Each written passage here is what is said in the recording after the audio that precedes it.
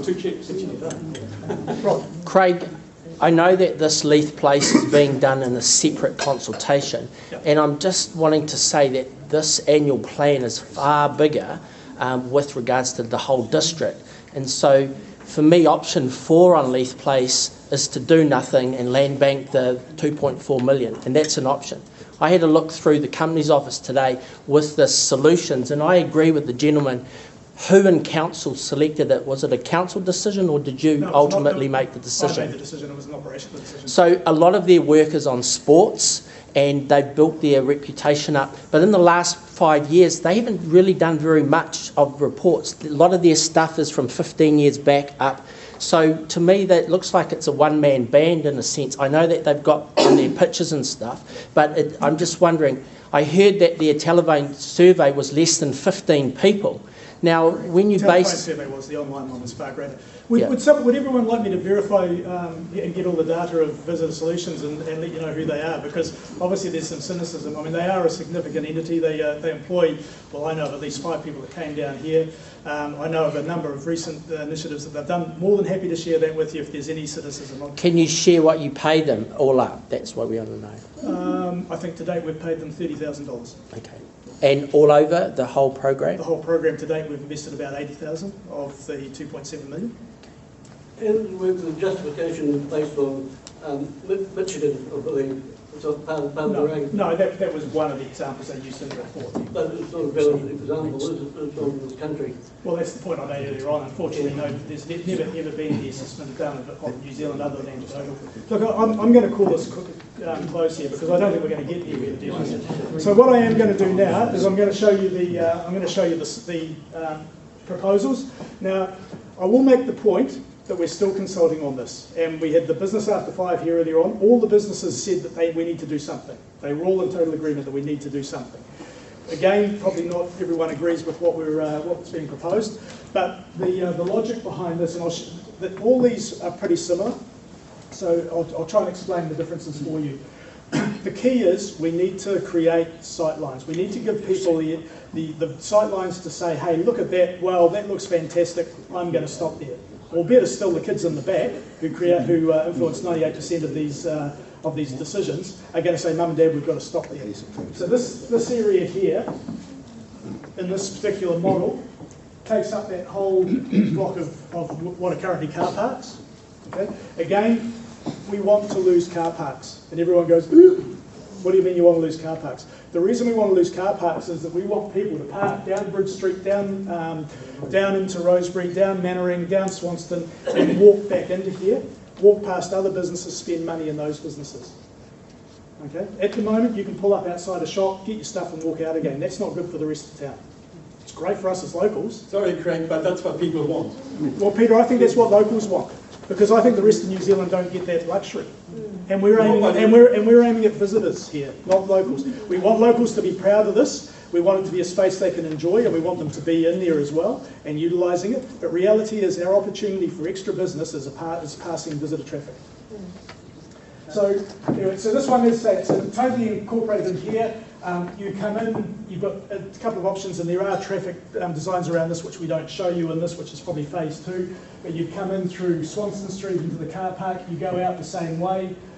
You would have to come back around to go out, or you come down to Rosalind and go out around about there. A little bit difficult to see that, I appreciate that. But again, traffic is going to be a key, and we're not going to do anything that's going to muck up traffic. It has to make it more easier for people to access and get out again. So that's option A. Now what's in here, we haven't gone into that detail, because what we need to determine first and foremost is where this goes. So if people are happy with that location, we then start looking at the design of the toilets, the design of the eyesight, the design of the recreational area, whatever it might be. So that's option 1. Option 2, basically the same, other than we've now got a slipway running through here. So instead of having to come back out and, as I said before, navigate your way around Tokoroa, you've got the opportunity to go one way through here, back out onto Bridge Street. Advantages obviously is it's easier for cars and orientation around traffic. The disadvantage is you do have that conflict of people potentially crossing over into that area that we're looking to utilise in here and to the rest of the shops. Going back to your entry, we were talking about this the other day,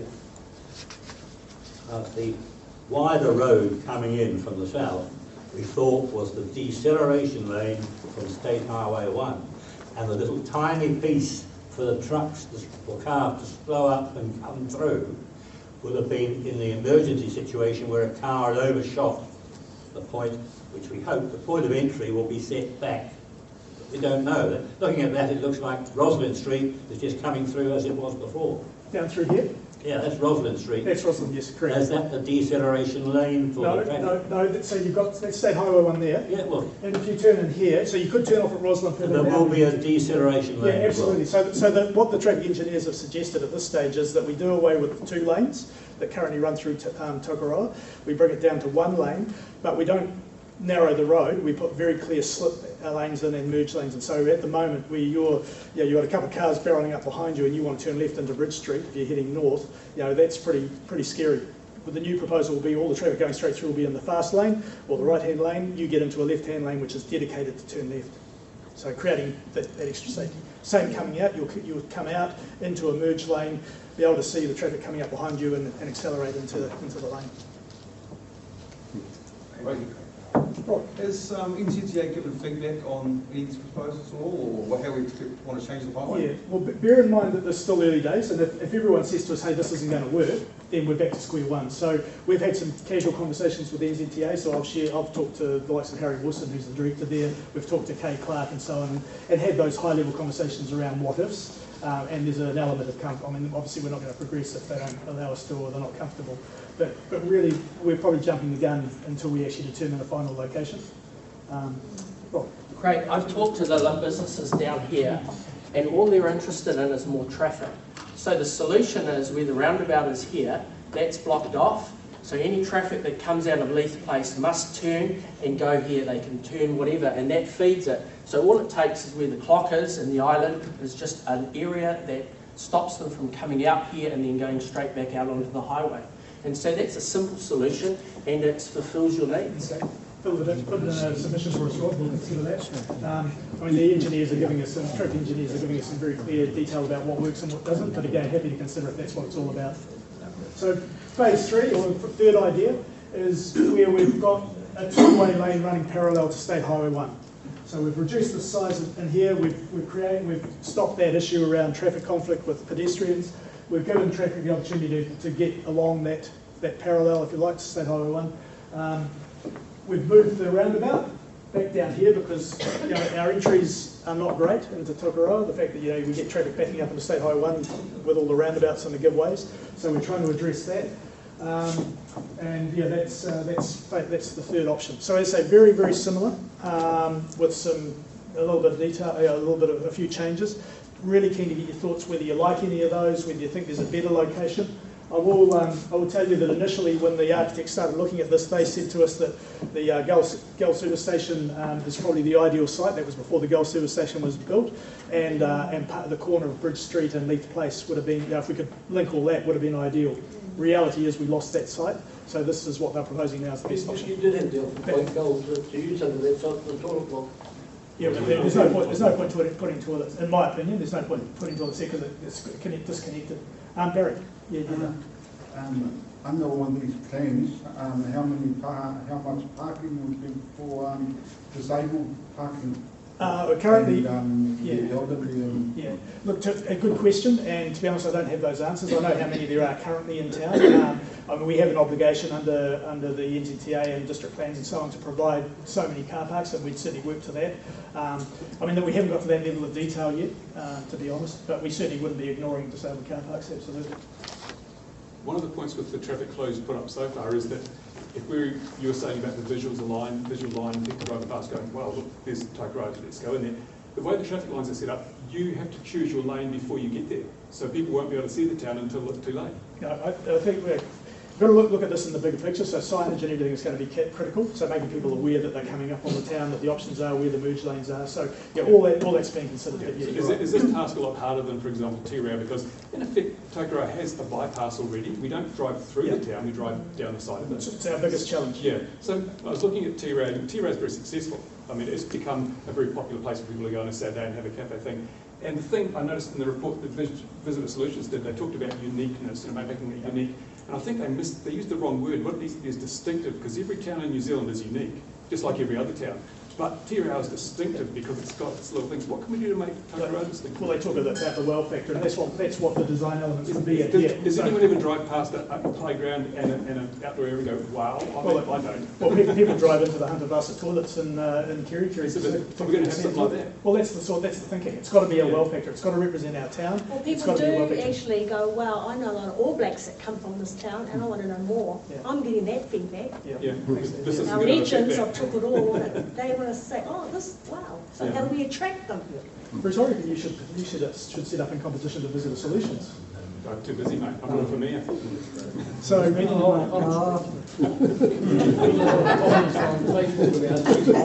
sorry? If you look at the outer lane of Leaf Place, there's a lot of cars that are there 24/7. Yep. Exactly right. The shopkeepers and their staff. Yeah. Shunt them out into Dreadlawn. Yeah. We'll probably open up another 45 car parks per day that are going to be moving car parks. Couldn't Not agree more. sitting there 24/7. Yeah, couldn't agree more. And we had that conversation with the business owners this morning, sorry, this afternoon, exactly that. There's something like 495 car parks in Dreghorn, Mannering, Rosebery, Bridge, Leaf Place. There's a huge number of car parks. Again, the point is that we want to make people walk through past other shops. So car parking out here isn't so important, but it should be timed, exactly, and we need to regulate that at some point. That's certainly coming through clearly. So let's make it parking 30 and let's get 24 cars a day turning over there rather than having one sitting there. It is time currently, but yeah. Yeah, it is time currently. Our big challenge is, and again it comes back to what we charge you in rates, we don't regulate it very well. I shouldn't have told you that because everyone will go and park it there now. But we saw you coming, Bruce. You're right, angle car parks, they're a lot harder to get in and out of than the angled ones like it is now. Yeah, no, and look, part of the thinking, and again, bear in mind this is all very much, sort of conceptual at this stage based on where we end up being, but some of the thinking is, let's turn Bridge Street and, perhaps narrow down the middle, the island in the middle, move some of the trees out, plant more appropriate trees or lift them or whatever it might be, and get some angle parking in there. Parking figures? Craig, how much more of this Leith Place, because I'd like to get onto the substantive issue of tonight, which is the annual plan. How much more? Have you got another slide? Does anyone have any more questions or any ideas around this? There's something like 63,000 rental camper vans in the country each year. What facility have you got planned for that? Okay. Particularly for the bigger vehicles. Yeah. So those numbers that were quoted include those camper vans. People will come in and stop here if the offer is good enough. So they're part of that mix. I will answer that question around buses because a lot of people have said to us, what about buses? Well, at the end of the day, we get about 240 people stopping in town a day from buses. Now, that's quite a few people, but generally their average spend is pretty low. So I said before, the average spend of passing traffic is $24. Those people are going and spending $5 at Ronnie's or KKK or whatever. They're not actually adding a lot of wealth to the $24 include petrol? Yeah, it does. Yeah. So what we need to do, so part of this again is it's not just us saying we're going to build this, it's also the offer that's presented by the rest of the retailers. We need the right shops. And net gain to the town is actually to the petrol companies. Yep. Which is not a benefit to me as a ratepayer. Not currently. Well, employs people into town, so more money going around. Gold doesn't. You'll know, I think most of you know my feelings on Craig, gold. that's one big error in that solutions. They said it's 50% of the spend is at petrol stations, but you and I know at council we were told it's 70%. So they're fudging their figures, and it's a big fudge they're doing. I've never heard 70%, right? I mean, the figures that I've got is $24 including fuel per average, and that's based on FPOS still tapes and things like that, so those assessments. So, I mean, again, I could make a whole lot of assumptions, so I can listen to everyone because everyone's got an opinion, but reality is I've got to use data that's the most, So if we find out the exact figure, can we go back to them and tell them? The exact figure is $24. And if we find out it is 70, can we put a hold until we can check all the rest of their figures? Rod, again, this is a submission process. If you're good enough to go out and find that data and justify it, we'd have to take notice of it. Sure. Okay, I'm going to move on. Shall I move on? Yeah, go for it. Everyone being silent. Now, this is the district as a whole, and I'll share with you the other initiatives because it is ratepayer money that impacts the whole district. But Patara moving forward, this Pride and Patara are doing a fantastic job at the moment, and I again said to the Business Association they need to take a leaf out of their book. They've got the community together, they've got businesses together, they're working with council to develop a concept plan for their town. And they'll come to us with some, looking for some funding at some point to help realise it. They're looking at 3 different precincts over time. This is the concept to where they've got to today. Concept 1 is very much the tourist one, or the travelling traffic again. The area through State Highway 1 down T-Round Street, looking to maximise that, getting the shops looking good, making the offer better, getting the signage right, doing some things, probably doing up the water park, all those sorts of things are going to get people to stop. Phase 2 will be around the commercial area down here, so where you've got farmlands and gold pine and the lights at the moment, making that more attractive to more people, more businesses to come in, getting that as a commercial hub. And then thirdly, the local service area, service town. So we know that generally people aren't going to drive in across the railway tracks if they're not locals, they want to stick on State Highway 1. So let's make that the best possible service centre for our local population. I'm a little confused now, Craig, because we're spending $2.5 million on the lead price to get people to stop in Tokoroa, but now we're spending money here to try and convince them to stop at Tara instead. Yep, absolutely, because if we don't do that in each of the 3 towns, they'll be stopping at Taihape or stopping in going to Tokoroa. You're on to it, solution and structure it so that people stop in Tokoroa for a reason, they stop in Tara for a different reason. Absolutely. So again, the best little service town in New Zealand. And also, of course, you've got the Te Waihau and the river trails, which are close to Te which create a great opportunity. So we'd be silly to ignore them and not. So what sort of shops are you going to have in there? Not eateries or things like that? Are you planning for Tokoroa? Well, we can't control that. You can't control it in Tokoroa either. At the end of the day, people will make their own decisions about what businesses they put in. But if we can bring a market to them, they're going to make that decision. It just seems like we're pulling both ends of the rope, expecting something to move. It doesn't seem to make sense.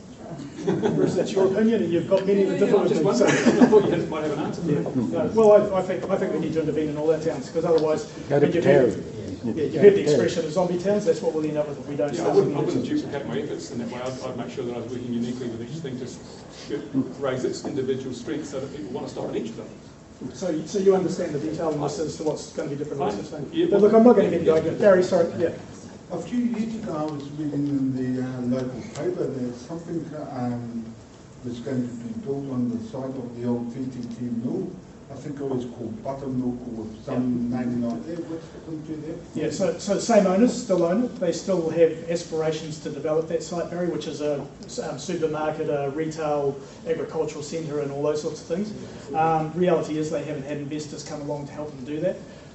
So at the moment, you've probably noticed there's a coffee shop and a redwood timber mill gone in behind at the southern end of that site. I think they're just taking opportunities as they see them at the moment, but their vision is to have some big complex there in time. But again, that's not council's business, that's their business. As much as we'd love to see something happen there. Okay, so that's Pataru. Again, just wanted to share that with you because I think that's quite exciting, and that's a community that have got behind their own destiny. Sorry, I've been through that 3 precincts that I mentioned before. That's in more detail. I don't know if you want me to go into any more detail, but basically it just talks about those different areas and how they're looking to develop them. Right, Te Waihau, Blue Spring. Everyone aware of what's going on out there this summer? A couple of people nodding, a few, yeah. It's gone ballistic. It has gone ballistic. Now we, as a council, put quite a bit of money into marketing it. We've been working with Hamilton Waikato Tourism to make it a tourist destination. Well, you'd have to say we've succeeded beyond our wildest dreams, and it's created all sorts of issues for us. In January we had over 9,000. I'll get the numbers right, Kerry. Well, over 9,000 people walked that track in 1 month. The pressure on car parking, the pressure on the walkway, litter, toilets, all that has just been a nightmare. On top of that, the spring itself has been degraded by people walking in and taking all the vegetation off the bottom of the stream. They've been climbing the bank at the top. I'll come back to Anna on that. They're climbing the bank at the back and creating erosion. So really what we're looking for, and sorry, before I go into that, Anna, your question. Tia and I sat there the other day waiting for the eco-walkers to come up, and I was absolutely disgusted. We were there between Christmas and New Year with overseas visitors, and it was only half the weed taken away. Now it's a huge area. I was ashamed when at least 30 odd overseas visitors came by to take photos. What of? a beach, Yeah, because that's what it looks like. Yeah. It's really degraded, Yeah. and it should be stopped. Yeah, it is a real challenge. I mean, probably most of you are aware that, you know, I mean, at the end of the day, no one owns water or rivers, and it's very hard to stop people swimming in them. Having said that, we have the same concerns around the way that it is degrading. We also have been working with Waikato, I mean, the local tangata whenua, it's a site of significance for them. They have no issue with people swimming in the river, but they do have concerns about people swimming in the puna. So we are looking at how we can discourage people. We've had people out there doing a questionnaire over Easter, just trying to get a handle on where people come from, what they think of the experience, how can we encourage them to stop swimming in the Blue Spring. And there will be signage going up to that effect at some point. There is a God, a Maori God of fresh water, and I think that is the angle you need to come from, that it is really sacred, that they can only go down those steps to take water. They're already swimming down at the bridge and up to the bend before you go to across the cow's paddock there. Yeah. So I think we need to encourage them to swim in those areas where there's no wind. Absolutely, we agree, and that's what we want to try and do. And again, all we can do is really discourage them through signage and saying we can't stop people. But what I do want from you guys, if you would, is to perhaps let me know how much comfort is there in putting more money into the Waihao. I mean, if you look at car parks, we've got huge pressure on those car parks. We don't own the one at Whites Road, that's NZTA, but they're telling us they're not prepared to invest any more money at this stage. So we could do that. That would probably cost us about another $100,000. That would be rate funded. Leslie Road, even more pressure out there. We've been offered some land to prepare that as a car park. We're probably talking about $200,000. Question is, are you prepared for us to put more money into the Waihao? We've already put a lot in there. Part of Pataru's, the Pride of Pataru concept is how do they get those people going back into Pataru and spending money? To you around shore, I think. There's no charge for the visiting there or anything like that? We can't charge. The only thing we can charge for is car park. Have we got figures as to how much money these 9,000 people in January have put into the local economy? Well, that's part of the survey that we've just done, because no, the There's answer no is no. figures yet. No. But any idea roughly, is it actually worthwhile? I mean, because if you know how much you're getting out of it, you know how much you can spend without earning rate payments. Yeah. Well, it's still rate pay money. I mean, they're getting a payback, so it's easy to... Yeah, no, I agree, and we don't have that information. Okay, So that's what we try to at the explain. moment, so that's what we're working on. Yeah, good. How soon will the council increase the extraction rate into the hundreds of metres, 100 cubic metres limits? Like one extra milk tanker going by, I think, carries something like 38 cubic